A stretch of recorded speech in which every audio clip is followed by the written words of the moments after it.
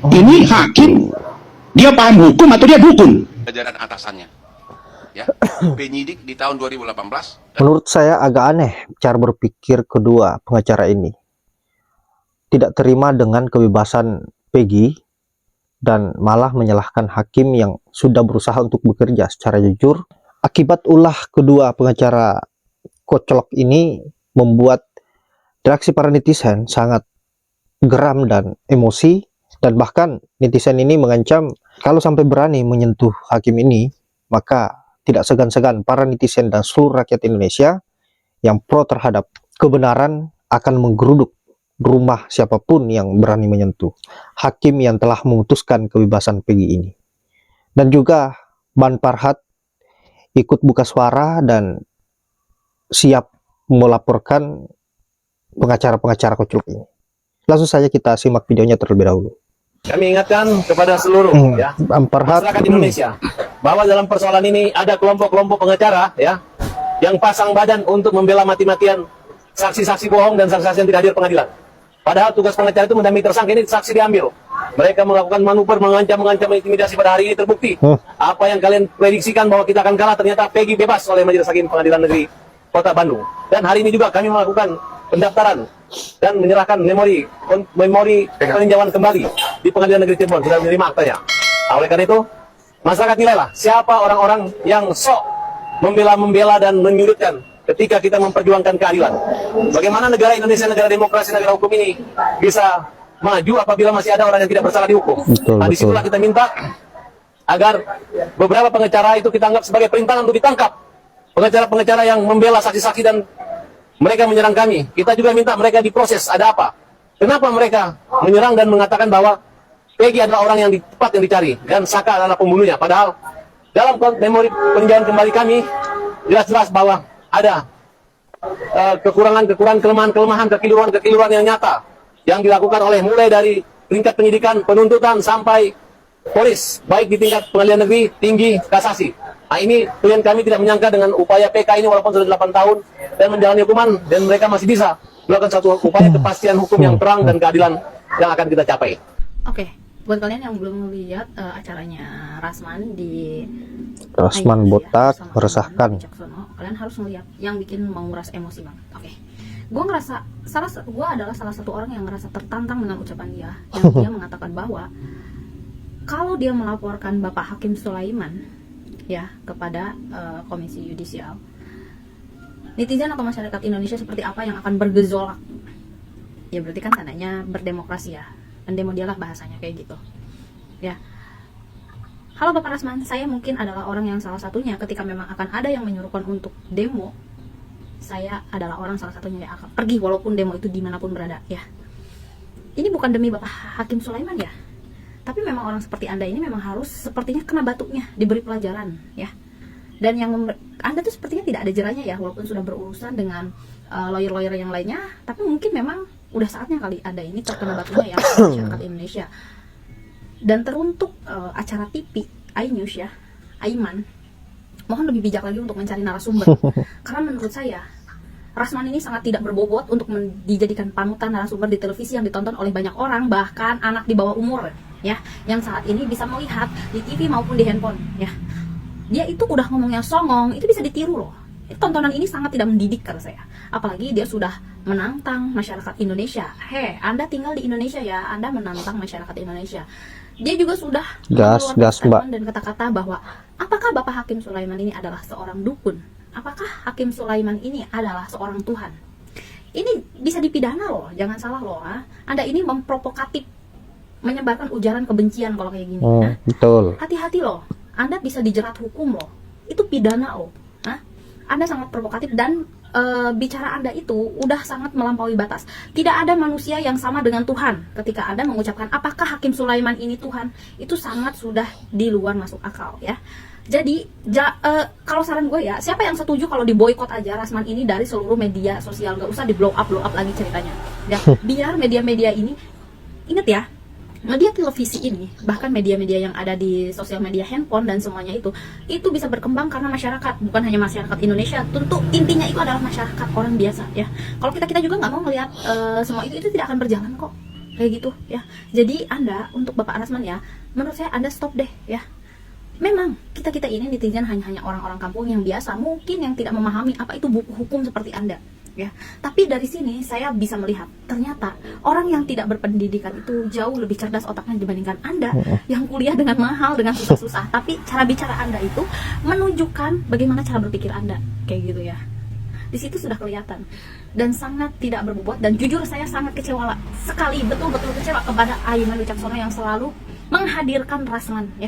Saya berharap selain dari iNews TV seperti TV One, Kompas dan lainnya, jangan pernah menghadirkan lagi orang itu, karena itu sangat tidak penting, tidak berbobot ya. Bener-bener gue yakin pasti nanti akan ada nih yang namanya tagar boykot si Rasman ini. Dia tuh udah bener-bener yang nggak akan gue lupa ya, ketika dia bilang apakah Bapak Sulaiman ini seorang Tuhan. Ingat ya Rasman, tidak ada manusia yang sama dengan Tuhan. Bapak Sulaiman itu mengemban amanah yang sangat susah, yang akan dia pertanggungjawabkan sampai dia mati nanti. Ingat ya.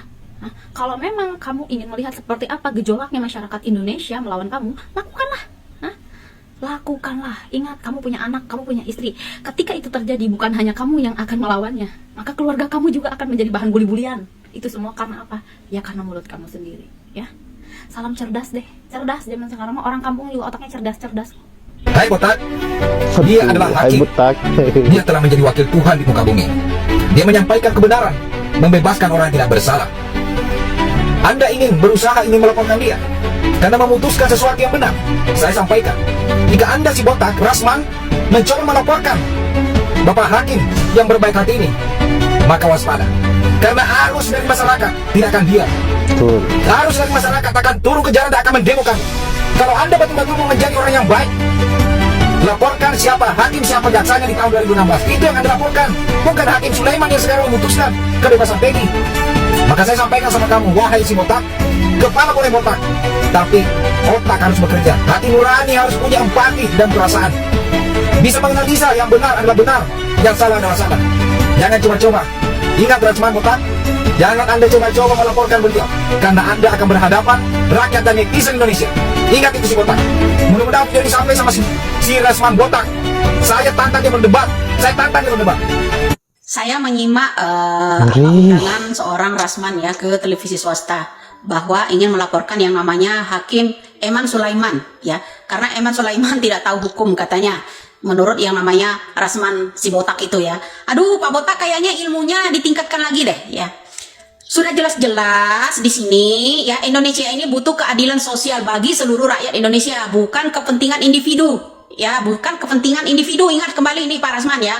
Karena apa? Begini Pak Rasman, yang namanya ucapan dari Bapak Hakim Eman Sulaiman sebagai hakim tunggal, dia menyatakan begini, saya tidak ada kepentingan politik atau kepentingan dan lainnya. Ini kepentingan masyarakat seluruh rakyat Indonesia, karena kasus ini dikawal oleh seluruh rakyat Indonesia dan bahkan sampai ke mancanegara. Begitu Pak Rasman. Jadi adapun kritikan Anda tentang ini, Anda itu kan tahu hukum katanya, harusnya memegang yang namanya Pancasila, ya kan? Kita harus punya keyakinan masing-masing agama, itu satu. Dua, kita harus punya kemanusiaan yang adil dan beradab. Kita sebagai manusia di rakyat Indonesia ini memiliki peri kemanusiaan dan peri keadilan. Harus punya adab, harus punya rasa adil untuk manusia-manusia yang kita perjuangkan di rakyat Indonesia.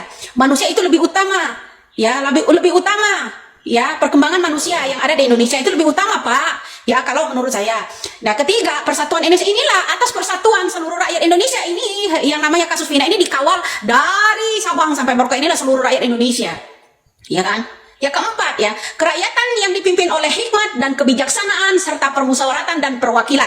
Ya kan, Bapak Hakim mewakili, ya harus bijaksana, mementingkan musyawarah orang banyak, bukan kepentingan orang individu, agar bisa menemukan yang namanya keadilan sosial bagi seluruh rakyat Indonesia. Kalau memang Bapak Rasman si Botak itu tahu ya masalah-masalah hukum, kita bukan orang hukum, tapi ya kepentingan kerakyatan yang dipimpin oleh hikmat. Seorang pemimpin harus ya hikmat secara cermat, ya memutuskan setiap keadilan, setiap ada perkara di pengadilan. Nah seperti itu Pak. Ya jangan sampai kita ini apa ya, ada perang antar saudara, ya perang saudara di rakyat Indonesia. Ya, jadi kalau ilmu yang dimiliki Pak Rasman ini bukan untuk keadilan seluruh rakyat Indonesia, melainkan untuk kepentingan orang individu. Seperti itu. Botak, Bang Botak, Botak. Dulu kau dokter cadel, ya. Botak. Bang Botak, Bang Botak, Botak. Yap, Bagaimana tanggapan sahabat-sahabat terkait dengan kedua pengacara ini, terutamanya Rasman Botak yang begitu berani memberikan sebuah ancaman terhadap hakim yang dianggapnya sebagai hakim yang salah dalam mengambil sebuah keputusan. Dan saya berpikir bahwa kedua pengacara ini memang kayaknya dikhususkan untuk membela orang-orang yang salah, membela orang-orang yang melakukan sebuah kejahatan. Contohnya saja kemarin-kemarin pada saat kasus kecurangan, yang berperan di situ adalah Bang Hotman Paris. Dan saat ini yang berperang juga Bang Hotman Paris, dan Bang Hotman Paris tidak terima dengan kebebasan Peggy ini, dan bahkan dalam statementnya dia mengatakan sewaktu-waktu Peggy akan diproses kembali dan diringkus kembali. Saya kira baiknya para netizen atau rakyat Indonesia geruduk saja rumah kedua pengacara keculuk ini yang tidak bermanfaat sama sekali, yang hanya memberikan sebuah kekacauan-kekacauan di negeri ini, merusak hukum yang seharusnya diberi pelajaran. Baiklah sahabat-sahabat, saya kira hanya itu. Semoga ada manfaat dari video yang saya up.